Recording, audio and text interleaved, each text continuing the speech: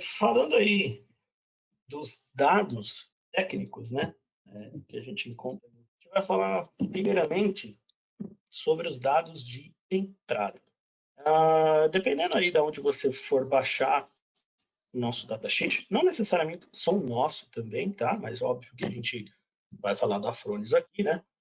Vocês vão encontrar aí como input data, tá? Ou seja, os dados de entrada. Então, pode ser que você eventualmente baixe o catálogo internacional, o catálogo em inglês, tá? Então, os dados referentes à entrada sempre vão estar como input data, tá? Então, eu peguei aqui um catálogo, né? Nosso, internacional. Tá? Então, vamos supor aqui que realmente vocês foram buscar o datasheet nosso no site da Frogs Internacional, né? Então, vocês vão acabar encontrando esse tipo de informação. Como vocês já sabem, aqui no Brasil a gente não comercializa algumas ofertas da Frogs, por exemplo. Né? Então, aqui eu tirei um print screen aqui de uma parte do catálogo, e vocês têm o primo 3, primo 3,5, primo 3,6, tá? O primo 4, primo 4,6. Ou seja, essa versão 3,5, 3,6, 4,6, a gente não comercializa aqui, tá? Mas lá no catálogo internacional vocês vão encontrar todas essas versões. Então, vamos lá. Os dados de entrada são dados referentes ao lado de corrente contínua da instalação, né, do sistema fotovoltaico. Então, quando a gente fala da parte de corrente contínua, o que a gente está se referindo, né? A parte dos módulos, ao lado dos módulos fotovoltaicos, né? Toda a instalação CC, ok? O Daniel está me fazendo uma observação aqui, tá? Lá no nosso aplicativo de instaladores, tá? Para quem ainda não baixou, você acessa aí a App Store ou a Play Store, né? Vocês vão encontrar lá o Fronius Instalação e Suporte, e lá vocês conseguem baixar o datasheet de cada um dos inversores, tá? Primo, Simo, Eco, tá? Legal, Daniel, obrigado. Então vamos lá, a gente está aqui falando dos dados de entrada, aqui, ó, inputeira, tá? Quais são as informações que a gente encontra aqui? Então a gente vai percorrer uma por uma o significado delas, tá certo? Então vamos lá. Primeiro ponto. Quando a gente fala aí de número de MPPTs, tá? A gente tem duas MPPTs aí. O que significa de fato as duas MPPTs? As duas MPPTs, como a gente já tratou aí em alguns outros webinars, diz respeito aos rastreadores, tá? Os rastreadores de máxima potência, né? Como a gente visualiza isso no catálogo? Ou, desculpa, no manual de instalação, né?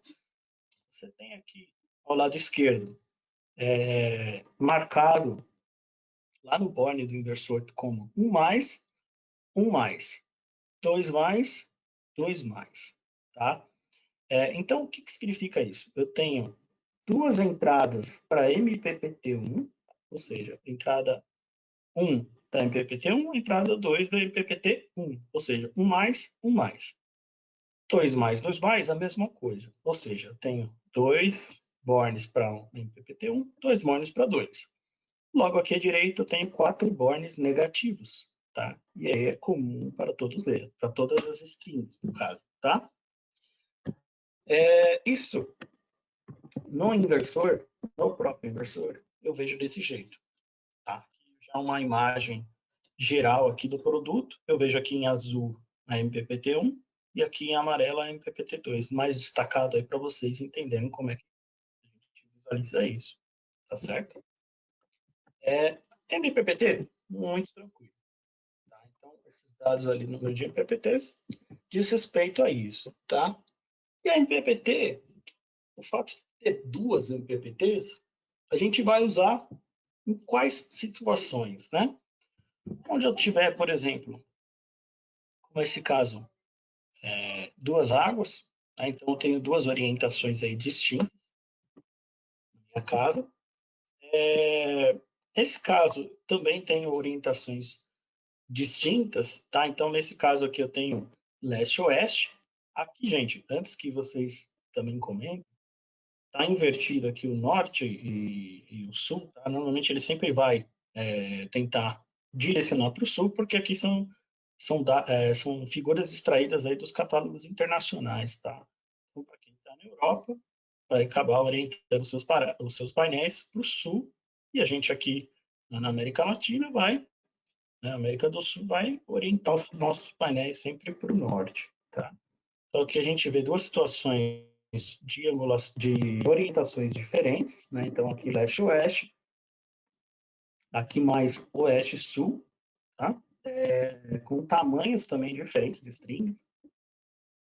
A gente tem aí, por exemplo, um telhado e um carport, também assim a gente pode distribuir as MPPTs. Ou como a gente já comentou em um dos nossos webinars, a gente pode ainda separar, por exemplo, dentro de uma mesma orientação, separar, por exemplo, strings que não recebem sombra em nenhum momento do dia e uma parte que seja sombreada, por exemplo, tá? Então é possível fazer aí, enfim, diversas montagens, né? Diversas orientações, brincar aí com essa questão das MPPTs aí da melhor maneira possível, tá? Quando vocês encontrarem, por exemplo, aqui no catálogo, não lembro agora se está aqui, depois a gente pode até revisar ali, né? Quando vocês encontrarem entradas CC que ele comenta, se tiver escrito, por exemplo, 2 mais 2, é aquilo que a gente comentou, ou seja, duas entradas para MPPT1, duas entradas para MPPT2. Se vocês se depararem, por exemplo, com 3 mais 3, mesma ideia, 3 entradas para MPPT1, 3 entradas para MPPT2, ok? Agora, falando um pouco de corrente, tá? Vamos lá. Quando a gente fala de corrente, nós temos no catálogo dois valores aí, tá? A gente tem aqui o max input current, né? O maximum input current, e o maximum array short circuit, tá? Então, o que significa aí? É como se fosse, vamos dizer assim, uma corrente nominal e uma corrente de curto-circuito, tá? De uma maneira grosseira, né? Mas aqui a gente está falando a corrente de fato ali que suporta e a corrente aqui do arranjo, né? Então, o que a gente observa aí é o seguinte, tá? Como vocês sabem, a corrente fornecida pelos módulos, ela trabalha em função da radiação solar, tá? E aí, conforme a gente vai agrupando módulos em paralelo, tá? Como nesse exemplo aqui, o que vai acontecer, tá? Então, olha só, como vocês estão vendo aqui em cima, eu tenho ali 2 vezes ISC. O que significa? Eu sempre tenho um valor ISC, que é a corrente máxima que o módulo me fornece. Conforme eu vou agrupando módulos em paralelo, eu vou multiplicando essa corrente por 2, por 3, conforme eu vou agrupando esses módulos, ok? Então, eu chego aí num valor, por exemplo, nominal, um valor de curto-circuito, tá? Então, olha esse exemplo aqui. Eu tenho, nesse caso, uma string separada, por exemplo, na entrada 1 da MPPT e essa outra na entrada 2 da mesma MPPT, ou poderia ser na outra MPPT. E nessa imagem de baixo eu tenho várias strings, né, em paralelo também, conectadas ao inversor, só para ilustrar, tá? Mas aí, voltando a essa questão de corrente nominal e corrente de curto-circuito, tá? Olha só, pegando aqui uma folha de dados, né, o datasheet de um fabricante de módulos. Nesse caso aqui, é a própria Jinko, né, que está aqui. O que a gente vai avaliar aqui, né? Eu tenho aqui as versões dos módulos, ó, tem módulo de 390, 395, 400, 405, 410 watts, tá? eles sempre vão me fornecer, os fabricantes, vão me fornecer dois dados aqui de corrente, né? Eu tenho essa corrente máxima, que é a corrente de potência máxima, que é IMP, e eu tenho essa corrente de curto-circuito, ISC, tá? Então, vamos imaginar que eu estou me referenciando aqui pelo módulo de 390 watts, né? Sempre tem aqui Claro, você vai pegar ali a corrente em condições de teste, né? E depois você vai acabar tendo que normalizar ela para a sua localidade, tá? Por quê? Aqui você está trabalhando com 1000 watts por metro quadrado, né? Então, nem sempre a gente tem esse valor preciso, então a gente vai acabar normalizando esse valor de corrente e tensão, tá? Mas, o que a gente vê aqui, ó? O IMP, ele sempre é um valor menor que o ISC, tá? Ou seja, esse aqui é como se fosse a corrente de operação dela, né? A corrente de máxima potência. E esse valor aqui de 10 amperes seria a corrente de curto-circuito. Ou seja, num circuito fechado ali, curto-circuitando o módulo, eu chego num valor de até 10,12 amperes, que seria o valor máximo dele, né? Esses valores, de uma maneira assim, simplista, eu vou acabar relacionando esses valores com os valores do inversor. Então, olha só, eu peguei aqui o trecho ali do catálogo onde tem corrente nominal, né? Vamos por assim, e a corrente de curto-circuito. Então, ali a corrente de máxima, eu vou acabar referenciando assim de uma maneira simples aos 12 amperes e a corrente de curto-circuito aos 18 amperes, por exemplo, tá? Mas isso não é uma regra, ok? Isso aqui, opa, desculpa. Esse aqui é mais uma orientação, né? Porque o que eu tenho que ter em mente? Que a minha ISC, tá? A minha corrente de curto-circuito, ela nunca pode ultrapassar esses 18 amperes aqui, ó, tá? Aí você vai questionar, Ariel, mas a minha corrente de IMP do módulo, ela está dando 15 amperes. Posso ligar o inversor? Pode, tá? Não tem problema nenhum. Aqui é mais uma orientação. Ela é 12 amperes, uma corrente nominal, digamos assim, só que ela nunca pode ser ultrapassada, tá? Nunca pode ultrapassar esses 18, tá? Se ultrapassar 18, aí você vai ter problema, tá? O inversor vai acabar desarmando, vai ter uma queima ali, por exemplo, do bore, alguma coisa do tipo, tá? O inversor não suporta acima de 18 amperes, tá? Então, por isso que eu coloquei aqui que eu comentei com vocês, de uma maneira simplista, tá? Dizendo, eu vou pegar o ISC, esse ISC não pode ultrapassar os 18, tá? Agora, falando de tensão, ok? Então, vamos lá. O que eu tenho, o que eu observo, desculpa, o que eu observo aí quando eu falo de tensão, né? Eu tenho ali na primeira linha o DC Input Voltage Range, né? Ou seja, a faixa de tensão de entrada do inversor, que varia aí de 80 a 1000 volts, ou seja, seria a tensão mínima encontrada no inversor, tensão de partida, né? Que está até ali na segunda linha, ó. Feeding Start Voltage, tá? Ou seja, a tensão para o inversor ligar, né? Ou seja, 80 volts. A máxima tensão, 1000 volts. Tá? Ou seja, também seria um dado voltado ao catálogo do módulo. Tá? A gente vai ver na sequência. E aqui na terceira linha, eu tenho aqui Usable MPP Voltage Range. Tá? O que significa isso? Significa que é a faixa de tensão de trabalho da minha MPPT.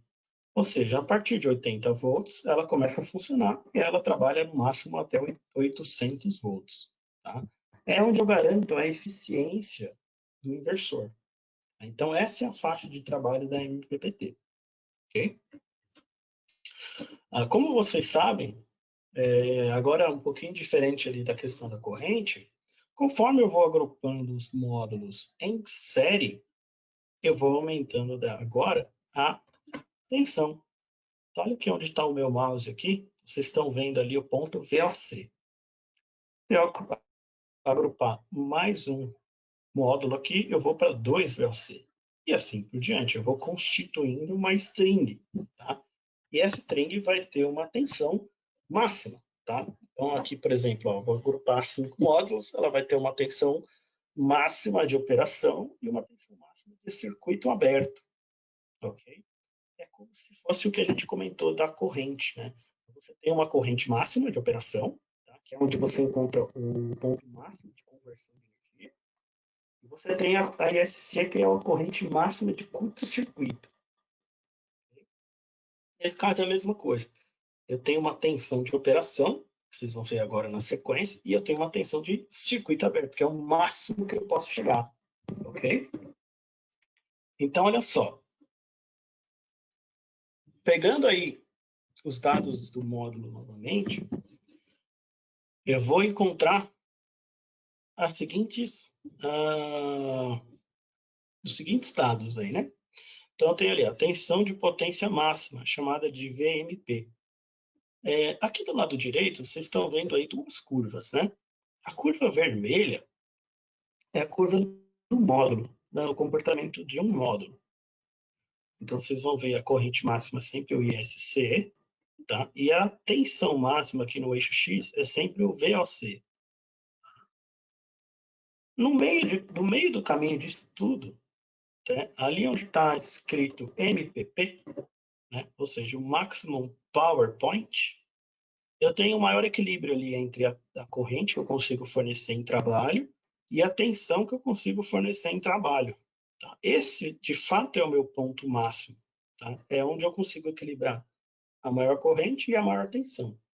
No gráfico verde, vocês têm aí o gráfico da potência aqui do outro eixo Y aqui ao lado direito, em função da tensão.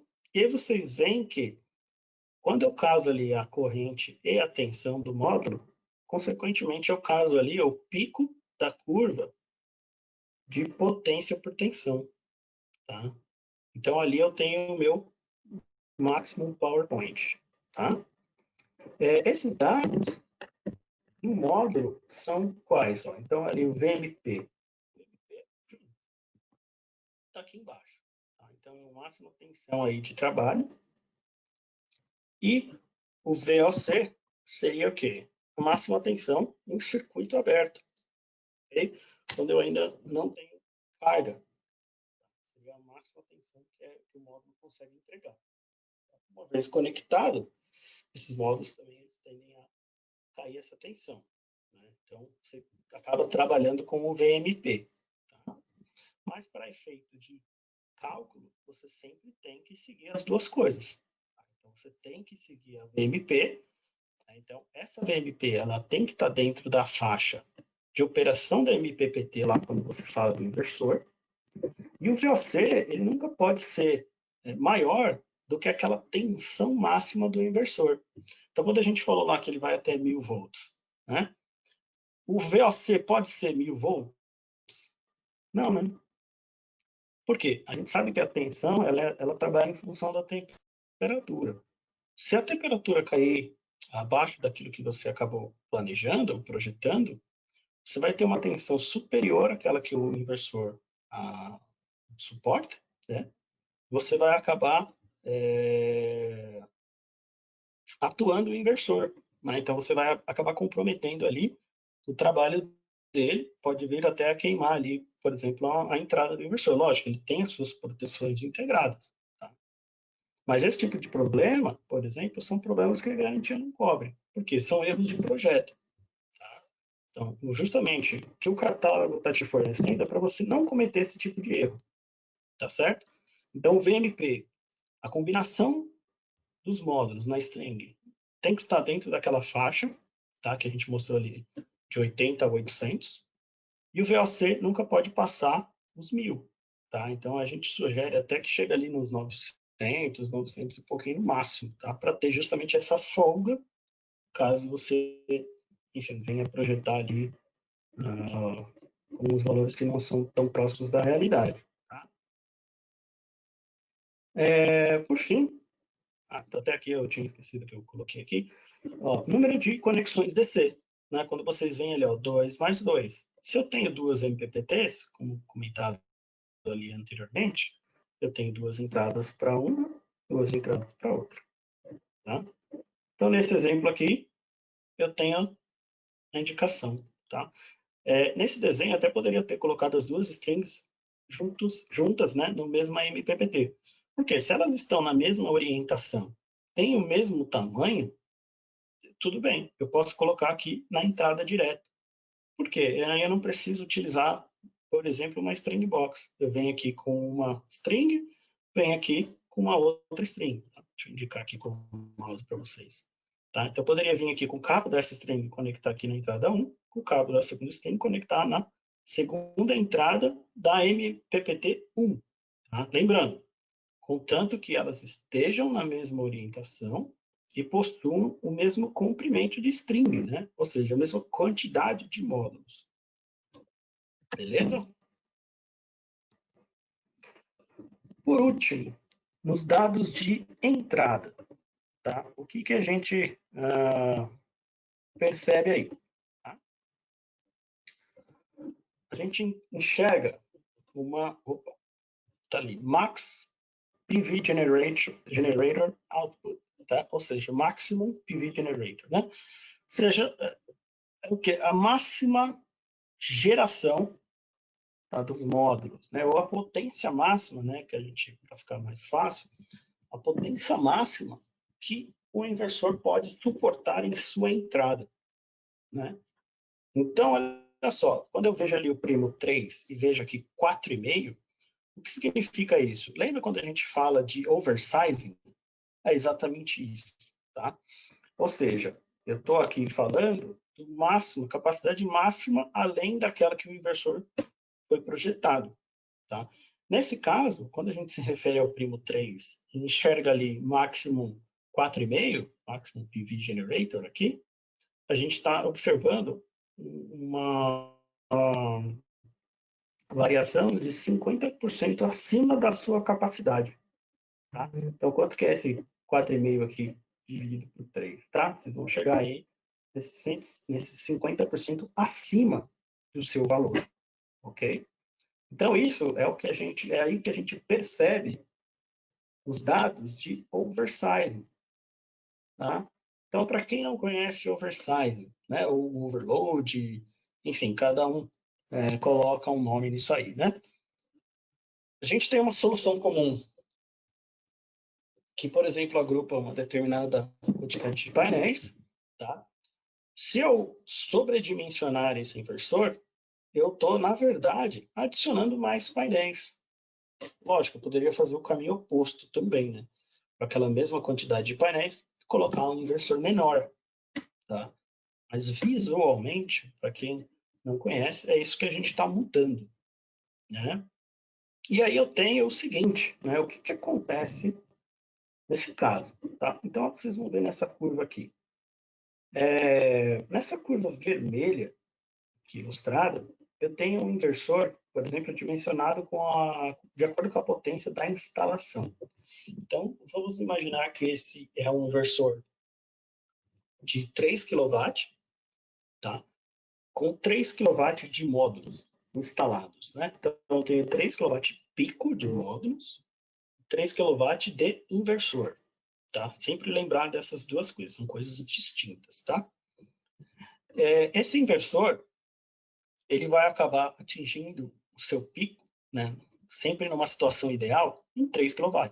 Tá? Ali ao meio-dia, ele vai chegar no máximo em 3 kW, não consegue passar desse valor. Só que a gente sabe que, devido a gente ter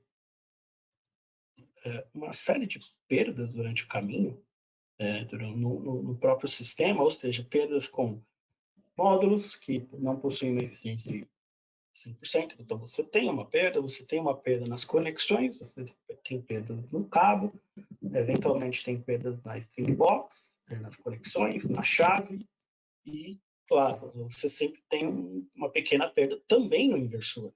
Ou seja, o seu sistema nunca é 100% eficiente. Tá? Então, se você tem um sistema de 3 kW pico, dificilmente ele vai gerar 3 kW pico. Tá? Mas, supondo aqui um caso ideal, né? Então, chego ali ao meio-dia e tenho os meus 3 kW, ok? E aí, beleza, vai anoitecendo, eu vou tendo uma queda na minha geração. Perfeito. Toda essa área branca é a energia que eu gerei ao longo do dia. Legal. Agora, se eu, de fato, realizar o oversizing nessa instalação, eu vou correr para a curva azul. Então, olha só. Eu mantive o mesmo inversor, tá, de 3 kW, só que agora eu coloquei aqueles 4,5 kW de módulo. Então, eu tenho aqui agora o seguinte comportamento da curva. Então, ela passa a gerar aqui muito mais rápido, né, porque eu tenho uma quantidade de módulos maior. Ou seja, eu aumentei a área de exposição dos módulos ao sol. Então, querendo ou não, eu tenho mais tensão mais rápido, né, mais tensão e mais corrente, tá, mais cedo. Então, essa curva que ela tem esse comportamento aqui, que se inicia mais rápido, né, comparado ao vermelho.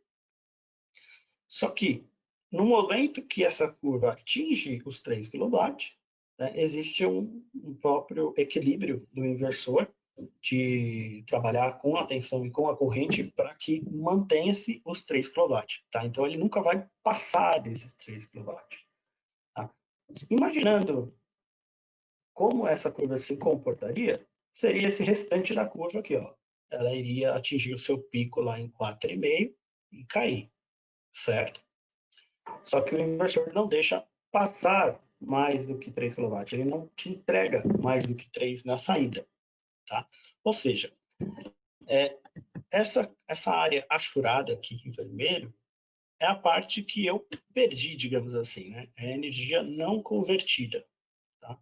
Eu não realizei essa conversão de energia. Ela parou em 3. Tá? Só que o que mudou? Eu ganhei, além da área branca, que eu já tinha, né? Eu ganhei toda essa área verde nas laterais. Né? Então, é uma energia adicional. E se a gente for parar para pensar, o que aconteceu aqui? Ó? Na curva vermelha, sem oversizing, eu atingo o pico, né, os 3 kW ali por volta do meio-dia, 11 horas, tá? Vamos supor assim. Mas digamos que esse pico ele permanece por um determinado período de tempo curto. Já na curva azul, eu atingo esse valor de pico do inversor mais cedo. Tá? E eu tenho uma constância de geração muito maior. Então, eu atingo o pico, vamos imaginar que às 10 da manhã, tá? E eu vou ficar com esse pico mantido até, por exemplo, 4 horas da tarde. E aí eu passo a reduzir a potência de saída depois.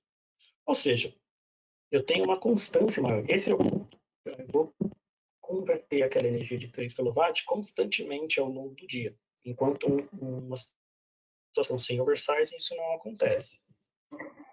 Tem aqui um exemplo que a gente usou já em outros webinars, que é o que a gente visualizou no SolarWeb. Né? São duas instalações. Essa curva azul é uma instalação sem oversize. Então, eles estão usando um Primo 4, uma instalação de 4,1 kW. Então, o que vocês enxergam aí? Eu não chego primeiro, aquilo que eu comentei, né? A gente não chega em 4 kW. Né? Onde está aqui a curva azul? Está ali nos 3,5, por exemplo. Né? Eu tenho toda essa área aqui de baixo, que gerou para mim, naquele dia, 26,5 kWh. Agora, a gente visualizou, buscou lá uma instalação similar. Né? Ou seja, eu tenho uma instalação também com Primo 4, só que esse projeto tinha 6 kW pico instalado de módulo. E agora, o que eu vejo aqui nessa outra instalação da curva verde? Chega nos 4, ele para, e olha a constância que eu falei aqui, ó. Ele fica constante ao longo do dia em 4 kW e depois cai.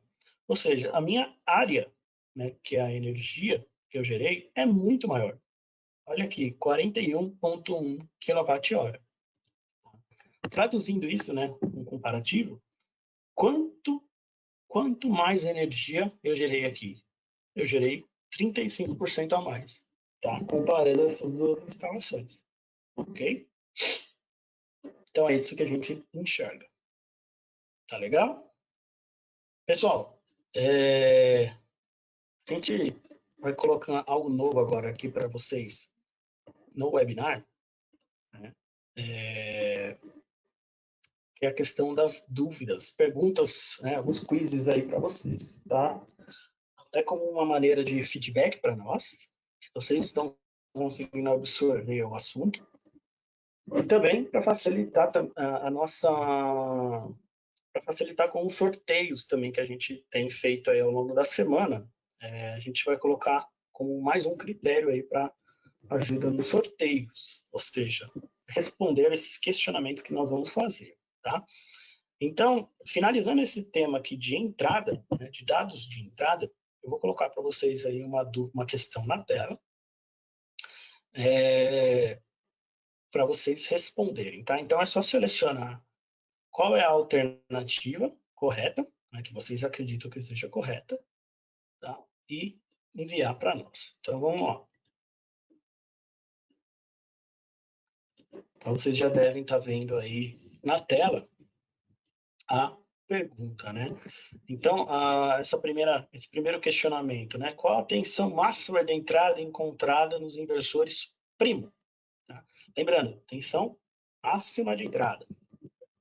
Tá? Vou dar um minutinho aí para vocês responderem. Oi, Victor, pode falar. Opa, enquanto o pessoal responde aí o quiz rapidinho, né? Acho que é legal a gente passar algumas coisas que tá rolando no chat aqui, que a gente está respondendo bastante coisa aí. O pessoal tá com algumas dúvidas bem legais que a gente pode discutir agora e depois no final a gente discute mais a fundo. O pessoal perguntou aí, apareceu mais de uma vez, o pessoal falando sobre a questão do oversizing, né? Se o oversizing vai interferir na vida útil do inversor. Então teve gente que perguntou, mas ele pode trabalhar em oversizing em regime permanente? Se eu colocar acima da capacidade nominal, se eu vou ter uma diminuição de vida útil? Então é uma pergunta que aparece aí com bastante frequência aí para nós. Acho legal, a gente pode responder enquanto o pessoal faz o quiz, depois no final a gente traz algumas outras que talvez demore um pouquinho mais para responder. Beleza? Valeu, Ariel. Legal, Victor. Obrigado. O pessoal que está mandando no chat aqui não está funcionando, é só selecionar mesmo, tá, gente? Não precisa fazer mais nada, é só selecionar, ok? Acho que todo mundo já respondeu aqui. Não foi todo mundo, tá? A gente teve uma taxa de conversão. Não foram todos que estão presentes que responderam. Mas vamos lá. Vou compartilhar aqui com vocês.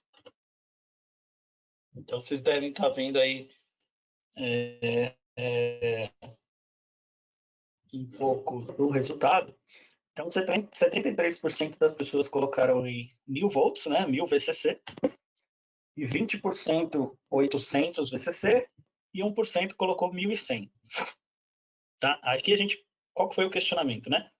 Tensão máxima de entrada, ou seja, o máximo valor suportado pelo inversor. Então, respondeu certo quem respondeu aí 1000 VCC, tá? Então, é isso aí. Por que os 800 VCC, né? O que confundiu aí, talvez, o pessoal?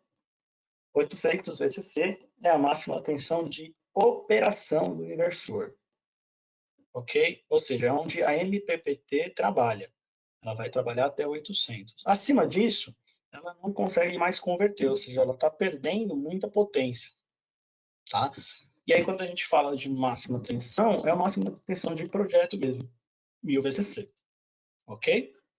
Então, vamos lá, vamos continuar, pessoal.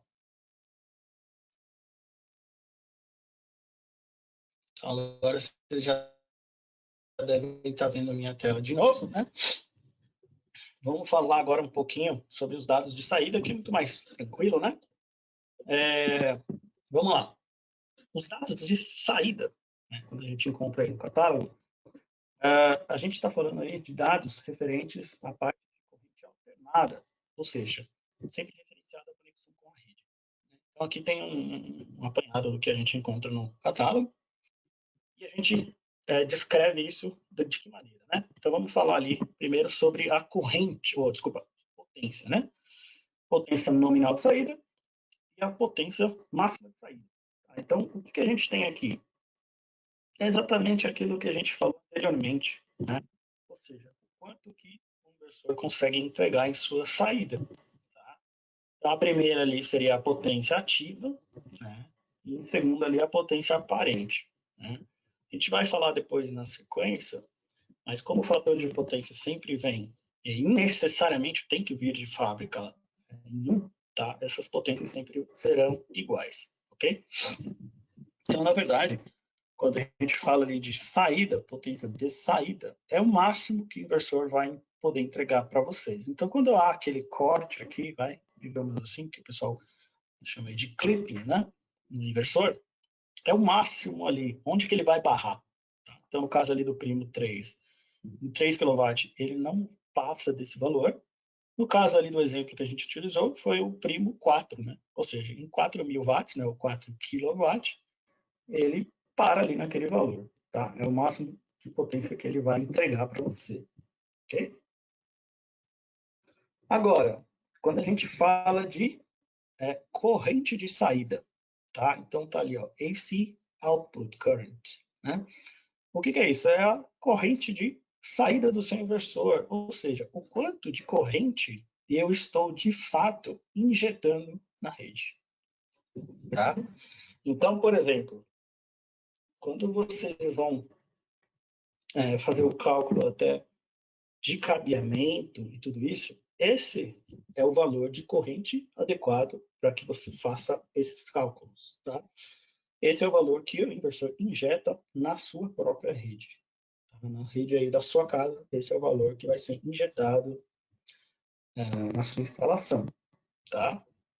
Esse valor aqui ele pode variar ali, tem uma taxa ali de erro, tá? Se eu não me engano é de 5%, aí qualquer coisa dos meninos aí, o Daniel, o Thiago, o Vitor pode me corrigir, tá? Pode variar um pouquinho, né? Mas é justamente o valor de saída do seu inversor, quanto está sendo injetado na rede, tá?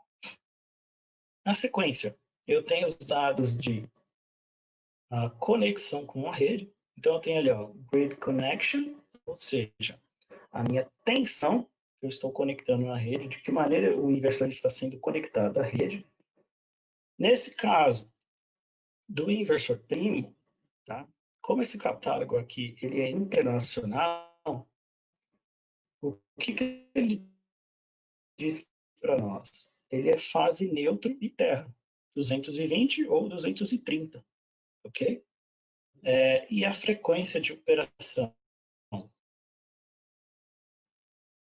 pode ser 50 ou 60 Hz, tá? Podendo ser suportável até 45, no mínimo, e o Daniel não deve estar funcionando, não deve estar com algum probleminha no microfone. Oi, Ariel. Eu acho que o Mas teu vamos áudio que lá. não estava chegando aqui, não estava te Continuar ouvindo. aqui. Opa, fala. Então, não, só uma observação da corrente que Tá me você ouvindo agora, comentou Daniel? aí. Oi, tô ouvindo sim, acho que está com delay aí sua conexão, mas vamos lá. Só uma observação em relação à corrente, é o seguinte, como você comentou, né, ali tem um exemplo de 13 amperes, né, para o primo de 3. Essa referência aí de tensão, ela geralmente está para 230 volts, tá? É um padrão que a Áustria adota lá na hora de calcular. Então, se você pegar aí a potência e dividir por 230, dá exatamente 13, dá 13 e uns quebradinhos, né? E por que é importante falar disso, né? A gente sabe que o cálculo da corrente, ele é o quê? Potência sobre tensão, né? Então, se a gente diminui a tensão, que é inversamente proporcional, a corrente ela aumenta, né? Então, isso às vezes ocorre muitos erros na hora do dimensionamento do cabo ou do disjuntor desse circuito do inversor. Então, o que a gente sempre recomenda é considerar a menor tensão possível que o inversor ele pode suportar ou a menor tensão que a rede da concessionária vai atingir, que é aqueles 15% a menos, né? Para você ter a máxima corrente de fato que o inversor pode chegar, né? Então, pode ter uma variação aí de uns 15% mais ou menos. Então, na hora de dimensionar um condutor, o que eu recomendaria? Pega esses 13 amperes, multiplica por 1,15 para você colocar um fator aí dessa variação da tensão, e esse valor já vai para 15 amperes. Então, lógico que nesse caso, você já utilizaria ali um disjuntor de 20 amperes, mais ou menos, enfim, mas tem um caso do primo de 8.2, que não está aí na tela, que é um valor que justamente fica entre 40 amperes e 50 amperes. Então, tem muita gente que coloca um disjuntor errado. O disjuntor para o primo de 8.2, na média, tá? Ele é de 50 amperes. Eu já peguei muitos casos no suporte do pessoal usar um disjuntor de 40 amperes, porque não corrigiu essa corrente, que, se eu não me engano, no manual é 35, 36 amperes que está essa corrente lá. E o que acontece? Dá aquele status 102 que a gente falou, que é justamente uma elevação de tensão por causa dos componentes do sistema, né? O mau dimensionamento, no caso aí de um disjuntor e até mesmo do cabo, né? Você tem que calcular o cabo pensando que corrente que pode passar nele. Então, essa informação é legal destacar, porque o pessoal às vezes tem muita dúvida. Beleza, Ariel? Show, Daniel. Obrigado. É sempre bom ajudar aí o pessoal e, enfim, fornecer a informação correta aí para todo mundo, né? Legal, gente.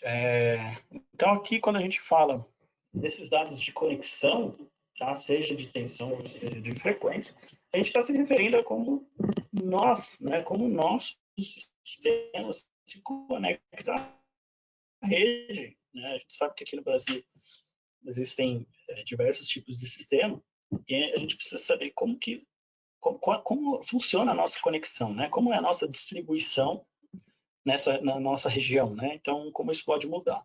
Então, eu coloquei aqui só para lembrar para vocês que o primo ele é um inversor 220, né? Ou seja, muitas casas têm essa distribuição bifásica, né? Ou seja, vocês possuem lá duas fases, né? E um neutro. Entre fases a gente tem 220 e a tensão entre fase e neutro costuma ser 127, tá? Isso eu sei que pode variar de região para região. Só estou exemplificando aqui uma situação, tá? Nesses casos onde você tem esse tipo de distribuição, tá? Então, duas fases e neutro, como eu conecto o meu primo à rede, né? A conexão vai ser fase-fase. A gente vê aqui a indicação L1N, por quê? Para outro tipo de conexão, que eu vou mostrar na sequência, você vai conectar fase neutro. Mesmo que tenha aqui o neutro indicado, para esse sistema de distribuição que vocês estão vendo aí, eu vou conectar as duas fases. Então, uma fase vai no L1, a outra fase vai ali no neutro, onde tem a indicação do neutro, tá? Para totalizar 220 volts. Ok? Agora, para aquelas regiões onde eu tenho, por exemplo, trifásico 220, a mesma ideia, tá? Então, seria fase-fase. E para situações onde eu tenho trifásico 380, né? Numa distribuição em 380 volts, como eu me conecto à rede? Fase neutro. Aí sim, tá? É o que a gente tem, por exemplo, na Europa, né? Então, o trifásico é 380 e a distribuição nas residências é feita de forma que o cliente recebe fase e neutro em sua casa. Só que fase neutro é 220, né? Tá? Aí sim, você vai conectar a fase 1 no L1 e o neutro no neutro, ok? Então, é só uma observação, beleza? Agora, quando a gente fala de distorção harmônica, né? Na sexta-feira foi um dos temas aí do webinar, a qualidade de energia, né? Que o Vitor lá da Schneider fez com a gente. A gente vê essa observação aí abaixo de 5%. Você tem aí outras inversões que vai estar abaixo de 3, abaixo de 4, né? Nossos mesmos, tá? Inversões da Flores. Mas o que a gente enxerga aí, né? O que a gente está falando de distorção harmônica, né? São essas interferências, vamos dizer assim, né? Que a gente causa na de onda fundamental aí, né? Então, você tem distúrbios na rede, tá? Que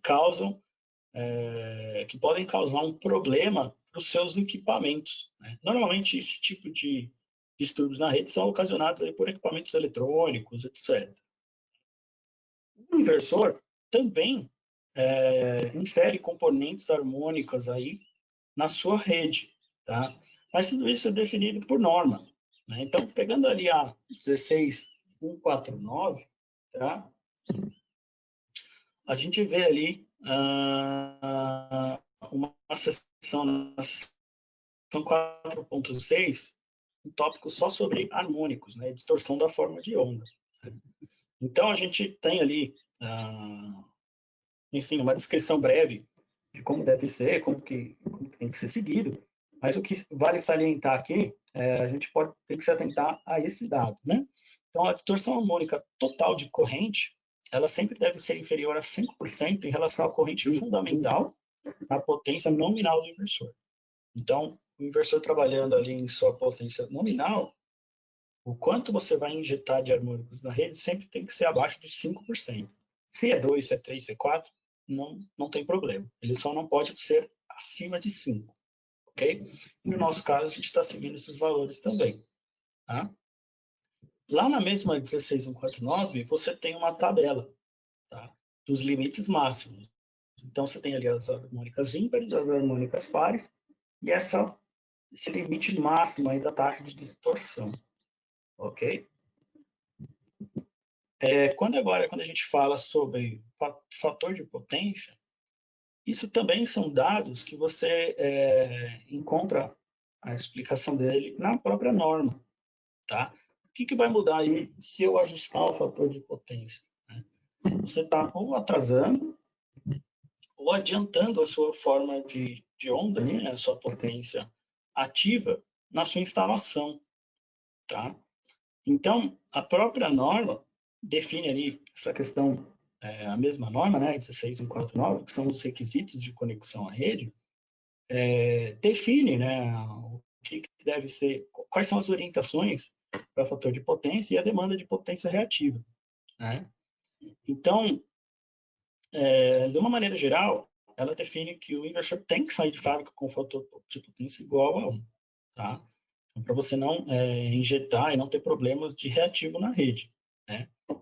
E aí ele põe algumas considerações, como, por exemplo, quando a potência ativa for superior a 20% da nominal, você tem que ser capaz de operar enfim, acabar deslocando a potência, acabar inserindo ali um reativo na rede, tá? Então, ele põe também algumas faixas, né? Então, você tem ali, por exemplo, inversores e, de fato, sistemas, né? Menores ou iguais a 3 kW, entre 3 e 6, e acima de 6 kW. Tá? Então, para cada um desses sistemas, ele põe algumas considerações, tá? Ele põe ali algumas regrinhas. Opa!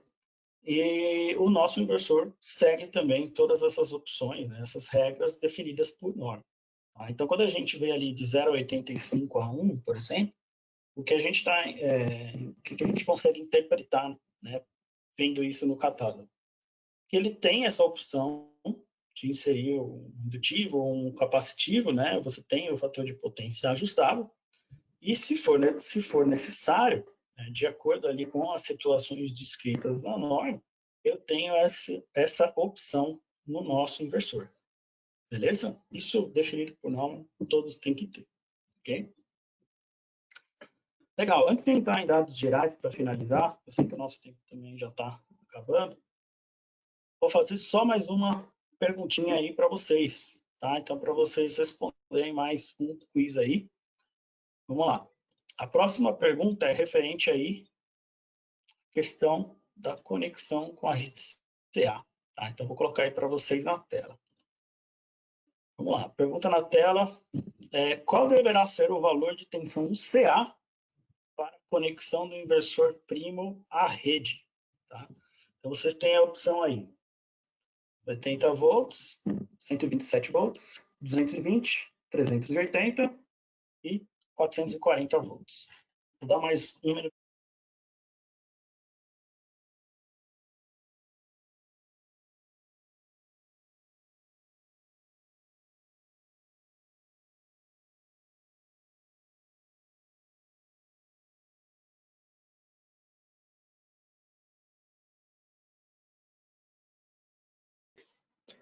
Ariel? Oi, Victor. Opa, enquanto o pessoal responde mais essa questão aí, mais esse quiz, trazer mais uma pergunta que apareceu aqui também no nosso chat aqui que eu achei interessante. A gente está separando algumas aqui. O pessoal lá do Rio Grande do Sul, o Robson, perguntou o seguinte, né? Se a gente tiver 2 telhados, ele vai utilizar as 2 MPPTs, e aí se não teria problema em utilizar mais painéis em uma MPPT do que na outra, né? Pegando esse exemplo que você colocou aí do inversor primo, né?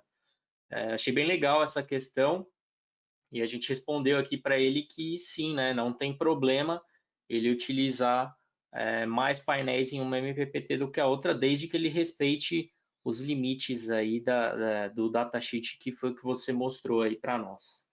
Beleza? Achei bem legal essa questão dele aí. O pessoal está participando bastante aqui no chat, então a gente está gostando de ver aqui, tá dando trabalho responder todo mundo aqui. Mas é isso aí. Valeu, Ariel. É isso aí, legal, Vitor. Show. Bom, a boa parte aqui já respondeu. Eu sei que tem gente aí falando que não está conseguindo na tela. Pessoal, é só clicar, tá? Não tem nenhum segredo, não. Eu vi aqui já que parcela legal aqui das pessoas já responderam. Ó, quase que 70% das pessoas que estão presentes já responderam. Que já é um número bacana aí para a gente ter uma ideia, né? Então, vou aqui compartilhar com vocês. Tá aí na tela, tá? Então, para a pergunta aí de qual deverá ser o valor de tensão CA para a conexão do inversor primo à rede, 6% responderam 80 volts, né, que está errado, 1% respondeu 127, também está errado. 91% respondeu 220 volts, que está correto, né, e 3% respondeu 380, tá? Então, aqui a pergunta significa o seguinte: para eu conectar o primo em uma rede, né, quanto tem que ter de tensão? Qual é a tensão CA para conectar esse primo na rede? 220, né, gente? Se a distribuição for 380, ainda assim a conexão tem que ser 220, né? Porque vai ser fase neutra, né? Como eu mostrei ali para vocês. 127 o inversor não funciona, tá? Você vai ter que precisar pegar 2 fases, aí totalizando 220 para conectar o inversor. Tá? 80 volts não, tá? Aí realmente você vai ter já um status, né, que o inversor não vai funcionar, ele não é capaz de fornecer energia para a rede, ok? Legal.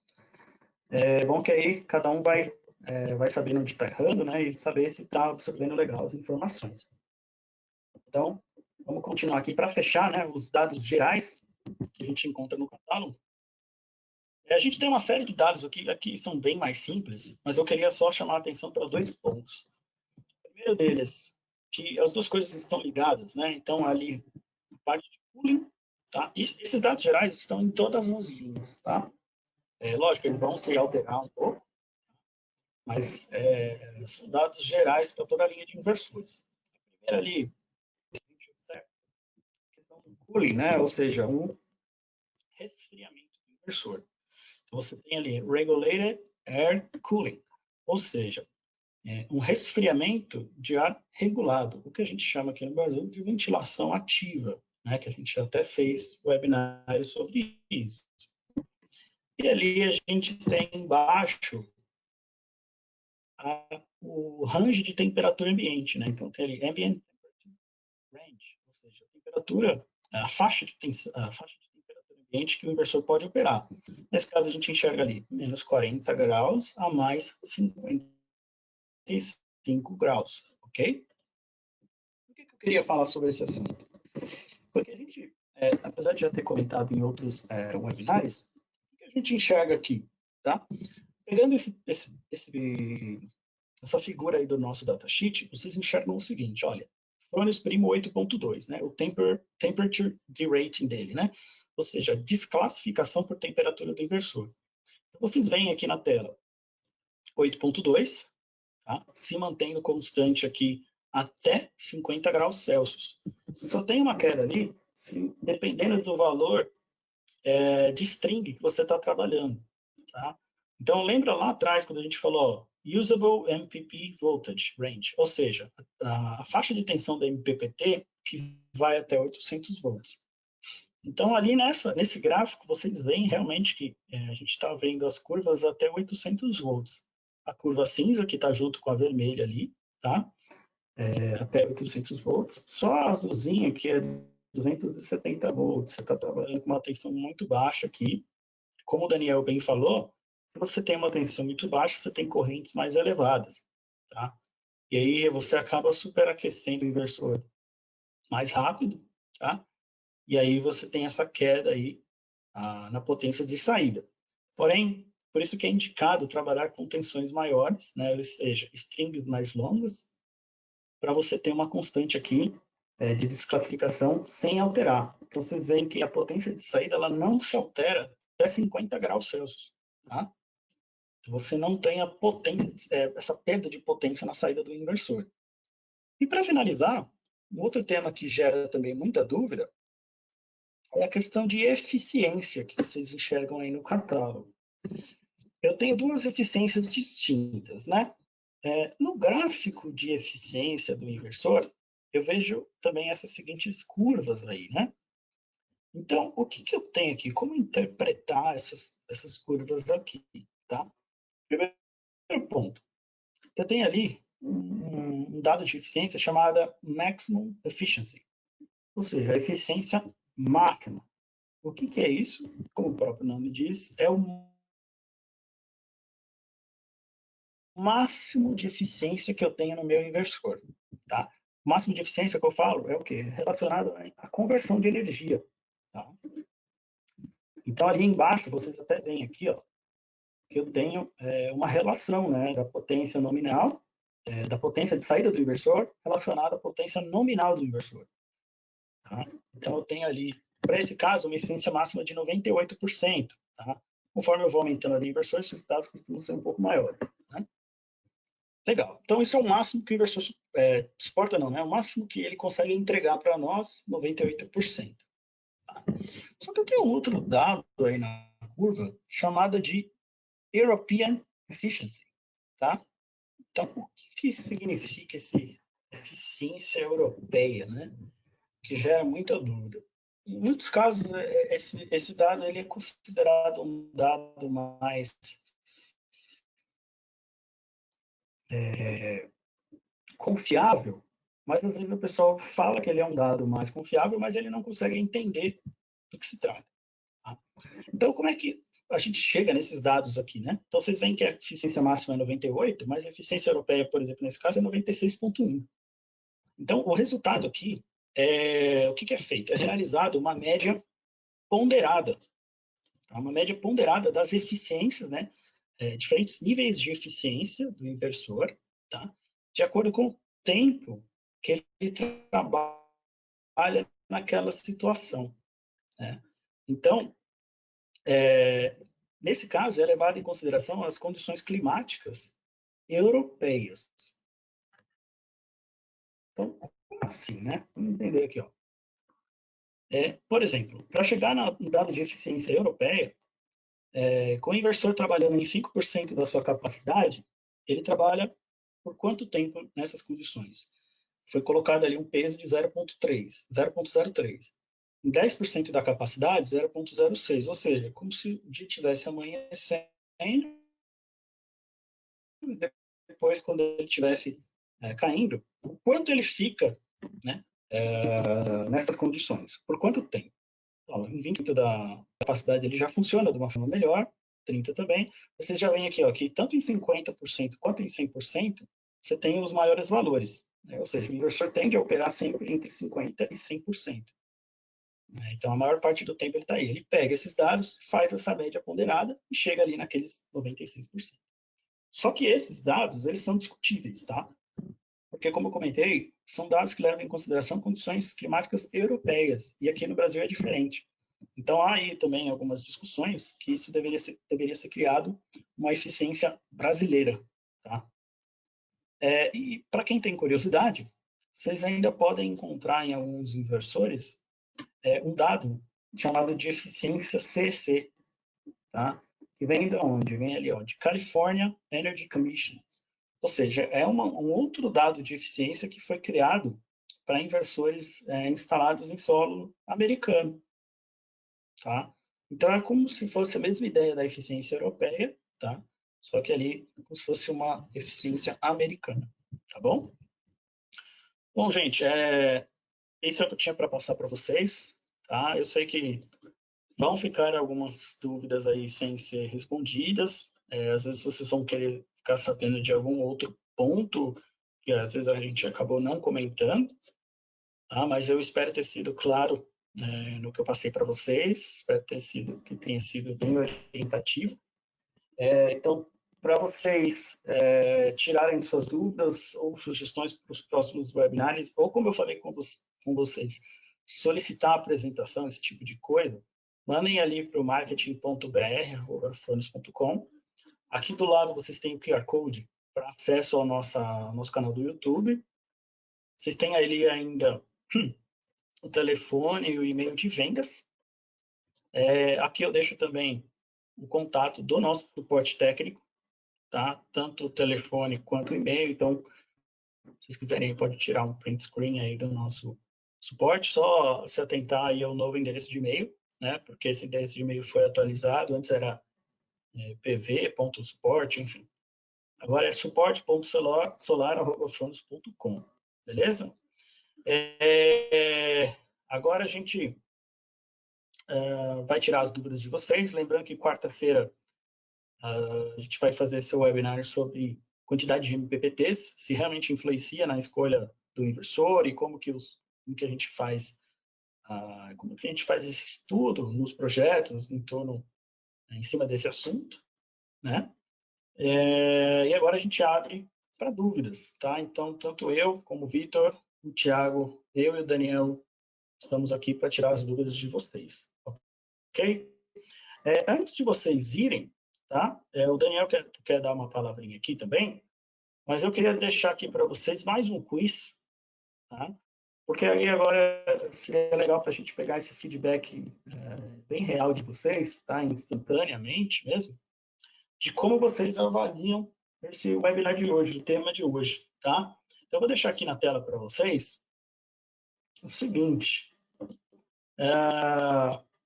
Enquanto o Daniel fala aí com vocês, tira algumas dúvidas aí, eu gostaria que vocês fossem respondendo de que maneira vocês avaliam esse webinar, tá? Então, seria aí de 1 a 5, sendo que 1 vocês acham que não foi tão válido para vocês, tá? E 5 que vocês acham que contribuiu legal, ajudou aí no conhecimento de vocês sobre inversores e sobre FRONOS, tá bom? Enquanto vocês vão preenchendo, vou liberar o áudio aí para o Daniel, para ele dar uma palavrinha com ele. Ô, Ariel, boa tarde, legal. Então, eu fiquei muito surpreso aqui com muitas perguntas que o pessoal fez, o pessoal interagiu bastante aqui. Na verdade, não tão surpreso assim, né? Porque esse tema de dados técnicos, enfim, sempre gera muitas dúvidas, né? Eu só ia destacar, acho que 2 dúvidas aqui que o pessoal fez. Uma sobre a ventilação ativa, né? Se, por exemplo, se os ventiladores pararem de funcionar ou se o inversor atingir uma temperatura muito elevada, o que que acontece com ele, né? Se ele se desliga e tal. Então, tem um status, que é o 517, que ocorre no inversor, que é o quê? Que é redução de potência por baixa temperatura, né? Então, ele vai indicar esse status enquanto o inversor enxergar que a temperatura está muito elevada. Isso pode ser no horário de pico, pode ser se o ventilador parou de funcionar e tal. Lógico, né? Se ele ficar o dia todo nesse status aí, é porque tem alguma coisa acontecendo muito mais grave, que aí dariam outros status, né? Uma interrupção na geração, enfim, tá? Mas o inversor ele tem essa proteção nele para isso. E um outro status que foi comentado aqui também foi sobre a tensão que é registrada no inversor em relação ao SolarWeb, a dúvida da Lisa. Eu achei bem bacana. Ela pergunta por que a tensão que é indicada no display do inversor é diferente do SolarWeb. Porque no SolarWeb é uma média de 5 minutos de dados que são coletados, né? Então ele faz essa média de 5 minutos e dá o valor de tensão. E no inversor, no display dele fisicamente, você tem valores instantâneos de tensão, tá? Por isso que existe essa diferença aí, tá bom? Outras dúvidas que foram geradas aqui, a gente respondeu também todas aqui no chat, mas o Vitor já tinha destacado 2 ao longo da apresentação. Então, vou voltar o áudio aí para o Ariel só por ter feito essas observações aí. Muito obrigado, pessoal. Legal, Daniel. Obrigado aí pelos comentários. Boa parte aí da galera já votou. Até agradecer o Wagner Junqueira aí que está comentando aqui.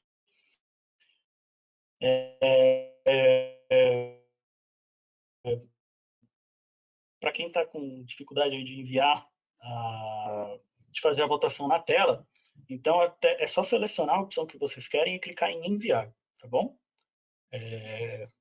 Mas bacana. Tenho visto aqui os feedbacks bem legais aqui do Diego Maradona, o Wagner Nakaguma, o Ricardo Coelho, obrigado, Ricardo. O Wagner Junqueira também, bacana. João Garcia também tá muito bom o webinar. 5, aqui o Carlos Henrique também está elogiando. Muito obrigado, gente. O BM Energia Solar também está elogiando. Renato Lopes. Eu vou abrir aqui então, o áudio para o Vitor também. Tirar mais.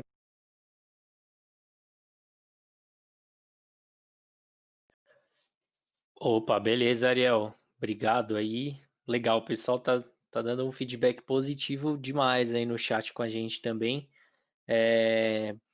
Só para ressaltar que já apareceram mais algumas questões aqui, você falou já no início da apresentação, mas sempre vale a pena avisar o pessoal que a apresentação, pessoal, esses webinars, a gente está disponibilizando eles todos no nosso canal do YouTube, tá? Então você vai entrar no YouTube Frônios Solar, tá? Aí você vai na playlist Frônios Brasil, porque esse Frônios Solar ele é um canal da Frônios do mundo inteiro. Então tem playlists ali por países, tá? Então vocês vão procurar a playlist Frônios Brasil e aí vão ter todos os webinars da nossa Webinar Week, tá?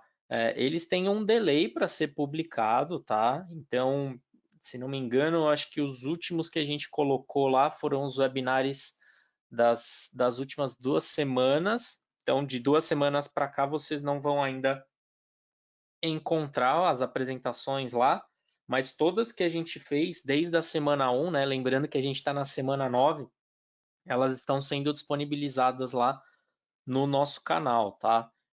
E o link para inscrição dos próximos webinars, vocês também podem encontrar nas nossas redes sociais. Então, entrando lá no Instagram da Frônios, por exemplo, você tem o link já para fazer inscrição em todos os webinars que vão acontecer, inclusive para quem tiver interesse até das outras unidades de negócio da Frônios, aí, que é as máquinas de solda e carregadores de bateria também, tá?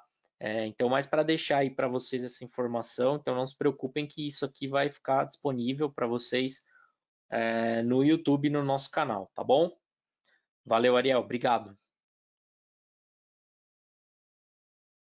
Valeu, Vitor. Bom, pessoal, eu vou deixar aqui na tela de novo o contato do suporte. Tá? Então, assim, eu vi aqui o Thiago, o Daniel, o Vitor respondendo aí boa parte das dúvidas de vocês através do chat. Tá? Se a gente não respondeu alguma das dúvidas, por favor, encaminhe aí tanto para o suporte, tá? Ou para o marketing, que a gente responde. Tá? Claro, não dá para acabar respondendo todas as dúvidas aqui. São muitas e muitas dúvidas, tá? Então, agradeço a participação de todo mundo. Responder aqui só uma dúvida do João Filho. Está perguntando aí quanto à entrada da tensão. É importante, então, usar a tensão de trabalho, certo? Certo, João. Você sempre vai se basear nessa tensão máxima de trabalho. Então, como a gente comentou lá, quando você pega o módulo, ele tem os dois dados, né? Você tem o VMP e você tem o VOC. Né? Então, você sempre vai tratar o VMP dentro daquela faixa da MPPT e o VOC nunca pode passar dos 1000, tá? Para você não comprometer o inversor, ok? Então, essa seria o máximo de isolação ali mesmo do inversor, tá bom? Acho que tem muita coisa aqui, tá? Acho que o pessoal respondeu a grande maioria, mas eu agradeço demais. Então, mais uma vez, se vocês quiserem, se alguma das dúvidas não foi respondida, eu peço que vocês encaminhem aí para o nosso suporte ou para o e-mail do marketing, beleza? Então, pessoal, obrigado pela presença. Acho que foi legal hoje a gente ter coletado aí essas informações, esses quizzes, né, que a gente fez hoje realmente é para a gente melhorar a qualidade de informação que a gente está prestando e fornecendo para vocês. Tá? Então, é muito útil para nós pegar esse feedback. Então, quanto mais as pessoas puderem responder as questões, melhor vai ser para vocês, não é nem para a gente, tá? Vai ser para vocês mesmo, tá bom? Então, obrigado. Gostaria de agradecer aos meninos aí, o Daniel, o Vitor e o Thiago, que ajudaram aqui a responder aos questionamentos no chat, tá? E a vocês, pessoal, que ficaram aí com a gente até agora, tá bom? Então, um abraço aí, ó, pro Luciano Nantes, pro Cleberson, pro Antônio Dedes, o Ícaro Apolônio, José Newton, Wagner Junqueira, Leandro Pereira, Wellerson, Lisa, vixe, tem tanta gente aqui, Jorge Marques, Juliana Vitor, João Sepp, Ney, e assim por diante, tá bom? Então a gente se vê aí na próxima quarta-feira. Um abraço, gente.